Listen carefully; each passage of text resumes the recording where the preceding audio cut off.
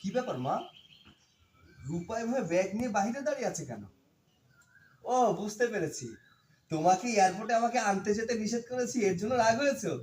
এই দেখো আমি চলে এসেছি, তুমি খুশি হওনি? না, আমি খুশি হইনি। আমি খুশি হইতে পারতাছি না। কেমনে খুশি হব? তোমার সাথে তো আমি সংসার করব না। এখন তুমি দেশে চলে আইছো। আমি এই বাড়িতে আর 1 মিনিটও দাঁড়াবো না। এখনই চলে যাব। তোমার আমি ডিভোর্স দেব। মা ও এসব কি কয়? এই তুমি ডিভোর্স দিবা মানে? ডিভোর্স দিবা কেন? কেন বুঝতে পারো না? তোমার সাথে সংসার করে আমার কি হইব? সারাটা জীবন বিদেশে পড়ে থাকো, বাড়িতে কয়দিন থাকো? তোমার সাথে আমি থাকতে পারবো না। আমি চলে যাব আজকেই। আরে, তুমি এই নিয়ে রাগ হইছো? আচ্ছা, আমি এবার 2 মাস থাকবো, 2 মাস পর তারপর যাবো। 2 মাস? 2 মাসে কি হয়?